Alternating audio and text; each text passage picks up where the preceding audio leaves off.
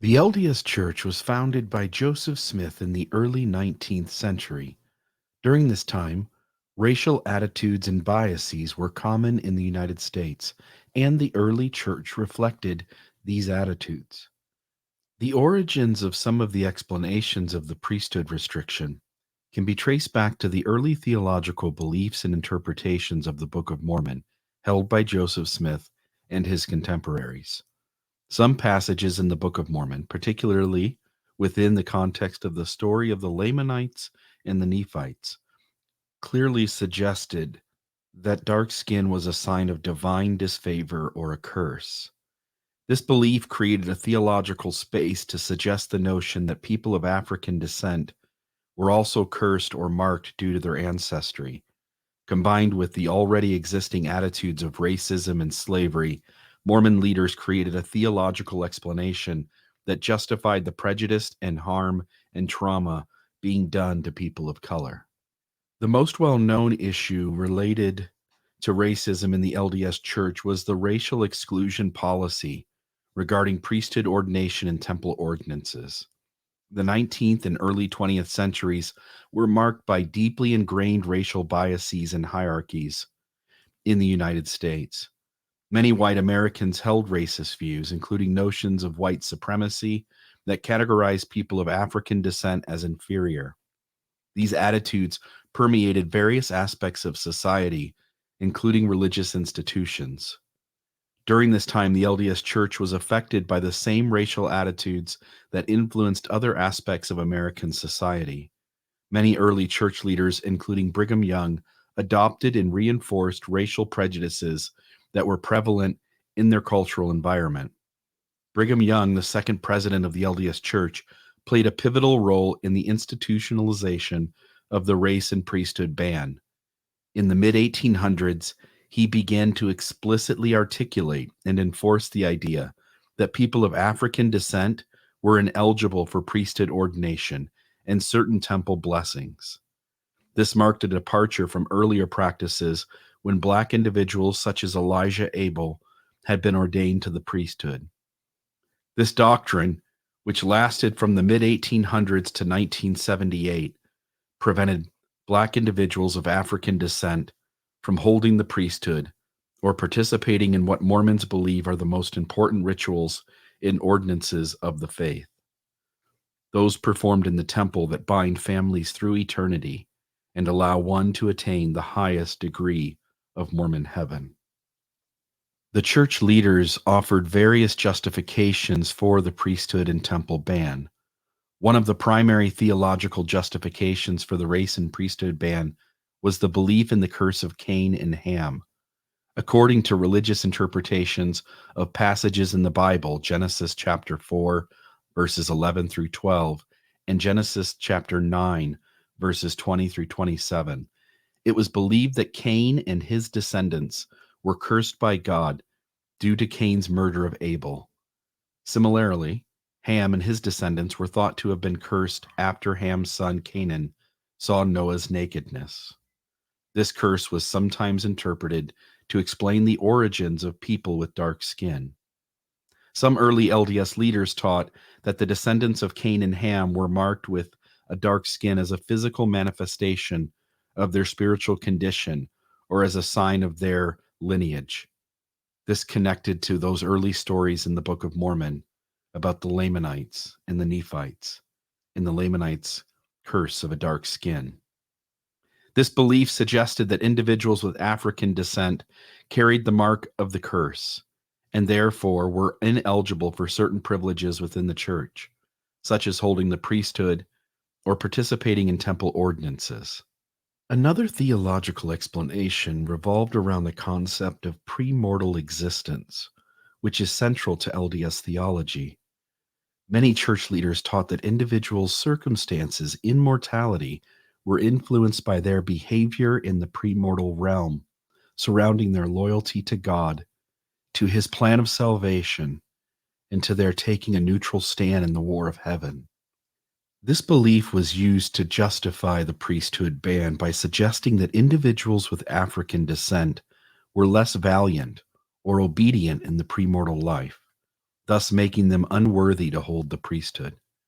Sadly, this explanation was also used to justify why humans with physical or mental disabilities had such challenges in this life. Church leaders articulated the idea that while individuals of African descent were restricted from receiving certain spiritual blessings, like the priesthood and temple ordinances, they were not excluded from other blessings of the gospel. This distinction was made to emphasize that the ban was not a condemnation of their spiritual potential, but rather a temporary restriction related to specific ordinances. But it doesn't take much effort to sense just how offensive and marginalizing this stance would have been to people of color and to how this would have added to their pain rather than relieve it, as they sat in the pews next to their Caucasian peers. The civil rights movement of the 1940s, 50s, and 60s prompted increased scrutiny of racial policies in various institutions, including the LDS Church. Pressure from both inside and outside the church led to discussions about the priesthood and temple ban. Many members of the LDS Church, inspired by the principles of equality and justice, began to question the compatibility of the priesthood and temple ban with the teachings of Jesus Christ and the church's own doctrine of the inherent worth of all souls. One such person was a Dr. Lowry Nelson, who corresponded with the LDS Church's first presidency, its highest level of leadership, trying to help them see that the priesthood and temple ban was rooted in racism and not God's will. But church leaders imposed that the ban came from God and that its theological explanations of curses and valiancy were God's will and the official doctrines of the church. The church even published a first presidency letter in 1949 and then again in 1969 to reiterate the doctrinal position that people of color, due to their unworthiness, could not have the priesthood and could not receive the saving ordinances of exaltation. And the church leaders, claiming to be prophets, seers, and revelators, preached egregiously racist teachings across the century.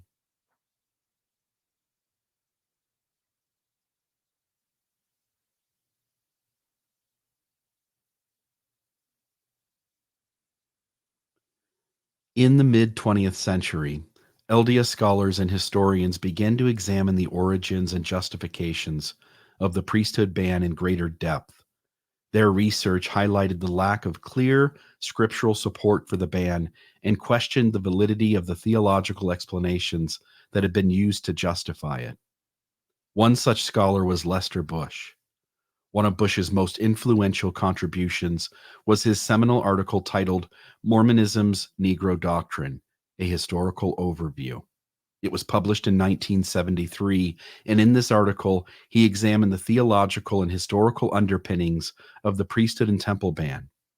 Bush argued that the ban did not originate with Joseph Smith and that it was linked to the racial attitudes of the mid-19th century and primarily to Brigham Young.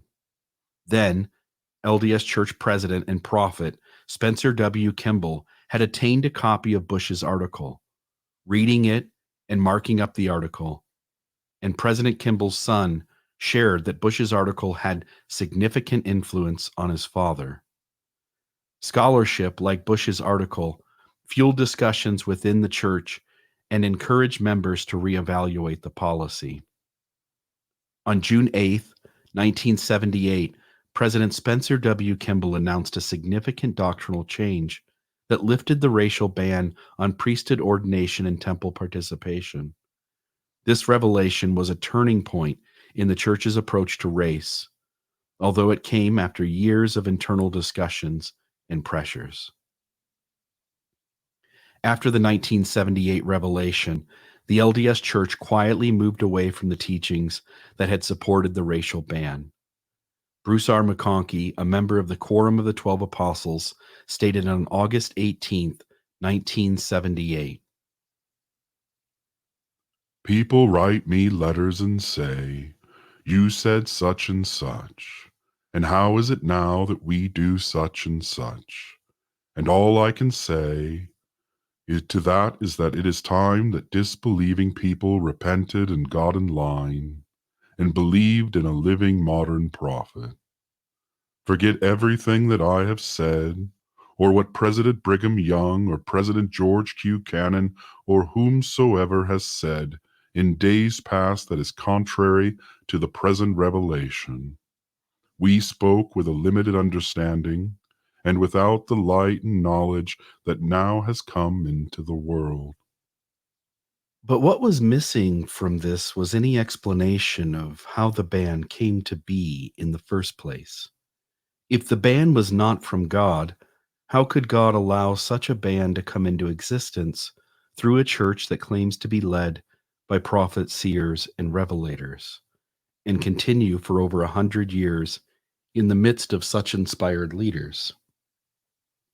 If the ban was not from God, how were prophets, seers, and revelators, one after the other, 15 men at a given time, unable to discern their own false ideas from God's truth?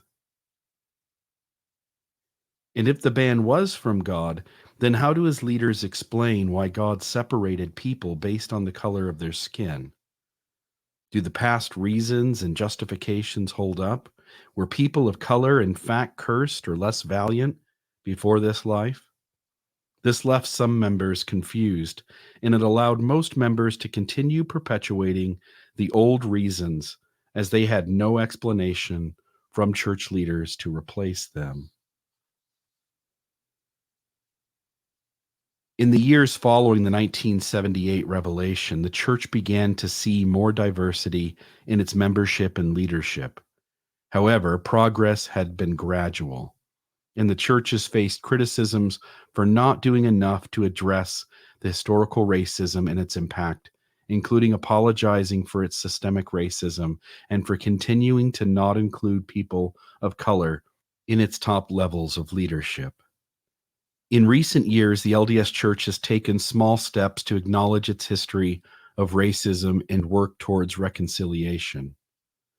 This has included issuing a statement around 2013 that was the church's first time disavowing the past racial teachings and reasons for the ban.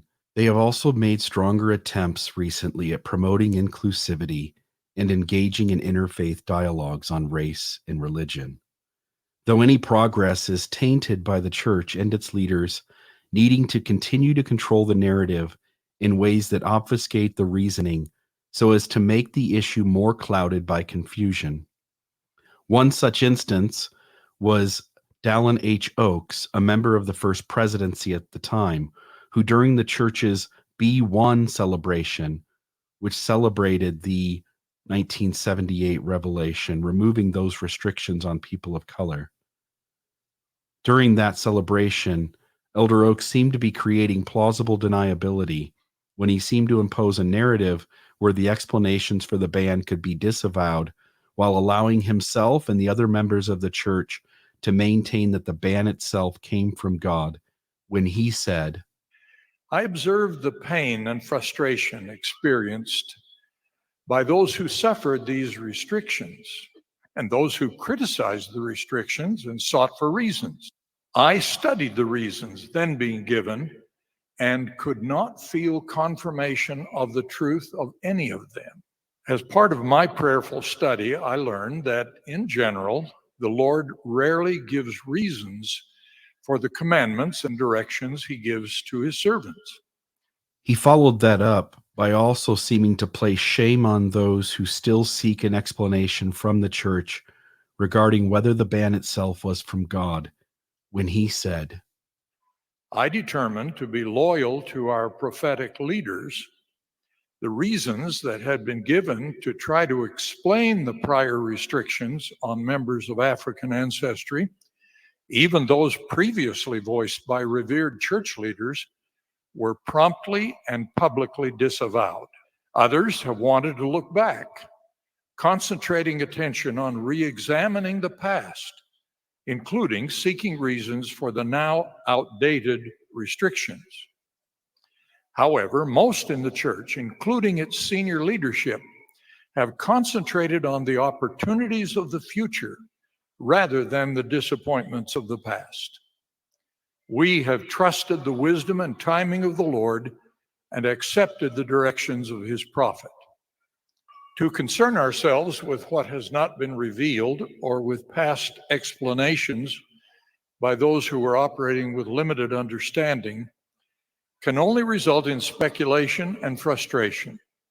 While the priesthood and temple ban has been officially lifted, the church continues to grapple with its history of racism and the residual effects of its past doctrines. Discussions about race and inclusivity are ongoing conversations within the LDS community. Please check below this episode for resources to learn more. Please like this video and please subscribe to this channel to get notifications of upcoming videos that cover key and important aspects of Mormon history.